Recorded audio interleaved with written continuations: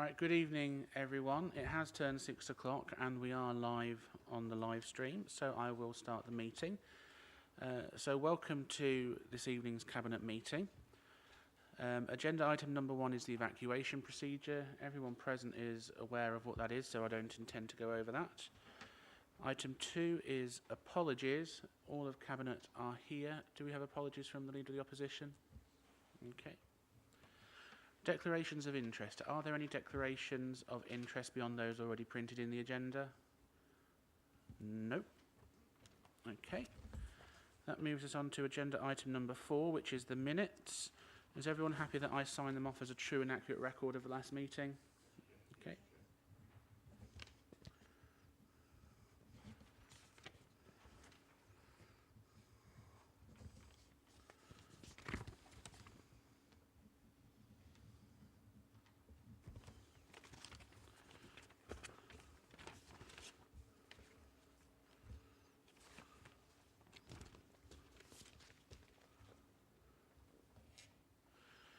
Right, before I go on to agenda item number 5, I just want to do a brief announcement, which is to thank all the council officers for all their sterling hard work over the long Jubilee bank holiday weekend. Having been out there every single day, literally from 9 o'clock in the morning until midnight, I can say that our officers truly worked their socks off and put on a fantastic display for our residents at what was a historic event which we will never see again.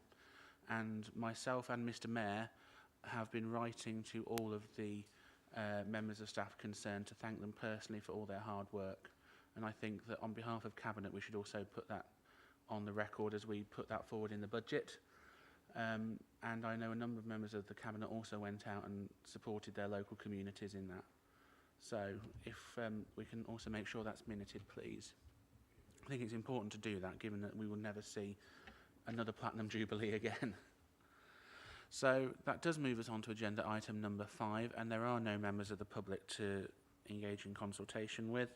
So that moves us on to agenda item number 6, which is the Leisure Development Bedworth Physical Activity Hub update. Councillor Markham.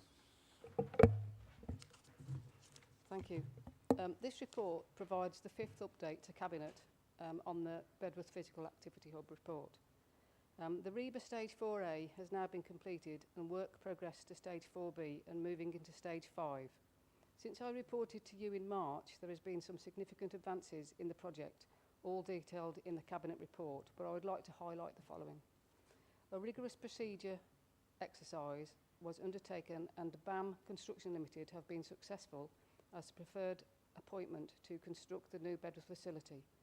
The planning application was approved on the 14th of June. The Nuneaton and Bedworth Borough Council submission of funding to Sport England for their capital investment programme has been confirmed, subject to us signing a formal funding agreement for £2 million. It's been agreed towards the new hub. A members' working group has had input into the new leisure management operations contract, and work now progresses to deliver this to meet required timescales for the opening of the new Bedworth hub and the management of the Nuneaton and Bedworth Borough Council leisure facilities. Partnership working with Warwickshire County Council and their highways team is progressing well to look at the green corridor works in Bedworth Town Centre and the proposed new crossing point as part of the levelling up outcomes required for their financial support. During May, every Tuesday provided a face-to-face opportunity to meet with Nuneaton and Bedworth Borough Council officers and BAM Construction at the current leisure centre to listen and respond to any feedback on the new Bedworth project. This was also followed up with online feedback opportunities, and overwhelming support and positive feedback was received on the project, with existing users very keen for the project to start on site. The last point I would like to highlight before I finish is that we have a big challenge ahead of us now to ensure that we can fund the project within the finances we had planned for. Over coming months, working with our project management team, we need to ensure that the construction company can deliver within the budget of 25 million. I'm sure this will require some tough decisions, as we know that there are issues with supply chains and increasing construction costs along with fuel. However, we will do our utmost to deliver this project on time and within budget for the borough. So I actually proposed the report as printed and for the recommendations to be noted. Thank you. Okay, thank you, Councillor Markham. Does that receive a seconder? Yes, Leader, I will gladly second that.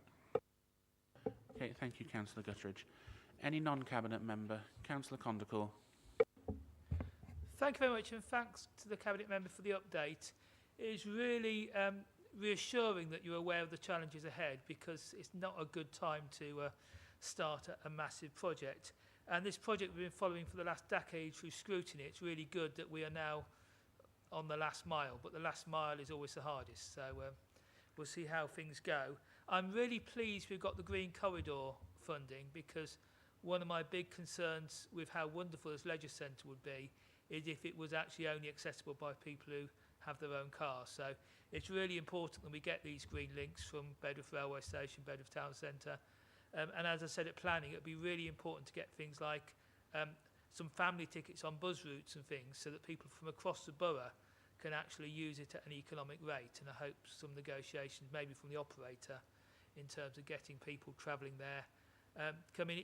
The leisure centre is superbly served by the 48 bus and the 58s, 56s, and it's in a good place to get to if it wasn't for the rip-off fares if you've got something as large as a family going there. So I do hope we try and get the green aspects of this in terms of public transport, cycling and things all working.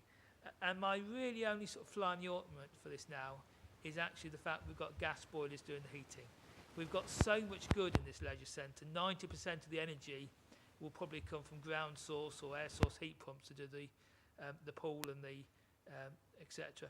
But we've just got that little bit of gas. We were putting a gas main in just to do some space heating, and I'd really say, can we really look at making this carbon free? Because we're so close. The big energy stuff is done by air source heat pumps. So if we can design out the gas boilers, that would be great, because we are looking at a future where the price of a unit of gas will just go up and up and up and up. And hopefully with solar panels on buildings, we can generate electricity quite cheaply, particularly with the vast expanse of roofs we've got on things like leisure centres. So I say this is almost getting there, and I hope we get a good green corridor. Thank you, Chair. Okay, thank you, Councillor Condacor. Anything that officers wish to come back on? I know that Director Hollis is here, just in case. Is there anything you wish to raise? Okay, thank you. Any Cabinet member? Councillor Guttridge. Thank you, Chair. Yes, I'm all in favour of the green corridor and the solar panels that we will be putting on the roof. I'm led to believe there'll be something like 300 panels, I'm led to believe, and there will be a heat source pump as well. So I am all in favour of the green initiative. Thank you, Councillor Condacor. Thank you, Councillor Guttridge. It's been a long day, and the heat is starting to get to some of us. No offence meant there, Councillor Guttridge. I think with the physical activity hub, we have made it as sustainable as we possibly can, and also as cheap as we possibly can get away with. But I don't think we can move away from the reality that gas is a part of the energy market that we have to use. And heating these swimming pools, they are substantial bodies of water. They involve a lot of energy, and it also takes a long time to heat them and to make sure they stay at that temperature. So it is about making sure that we have that balance, and I'm confident that officers have ensured that we have that balance between the use of gas and the greener initiatives that are there. And in time, if and when it becomes more pragmatic for us to move in that direction, then we will do so. But we have to make sure that we have a viable, working, commercial leisure centre that stacks up. And at the moment, I'm confident that that is exactly what we have moving forwards. And as Councillor Markham highlighted, we are facing significant challenges which are unprecedented, certainly since the Great War of the 1930s and 40s, that we haven't actually faced in our lifetime. High energy markets, high material prices, and those are things that we have to be very alive to. And I know that officers are working extremely hard to ensure that we keep within the financial envelope that we do have. And I'm sure that Kevin will do his best to keep us on the straight and narrow, because in our conversations, I know it does worry him significantly. And I do thank him for all the hard work that he puts in on that, because I know he takes it very personally indeed, and he takes a great pride in this as well. So, having said that, are we all happy to move forward to the recommendations? All those in favour, please show. Okay, that is carried and unanimous. Thank you very much. That moves us on to recommendations from overview and scrutiny panels. There aren't any. There are no other items that I have been made aware of. So that leads me to agenda item number 9, which is exclusion of the public and press under the relevant local government acts as printed. I'm happy to move that from the chair. Does that receive a seconder? Thank you, Councillor Golby. Thank you, Claire. Can we make sure that the live stream goes down, please?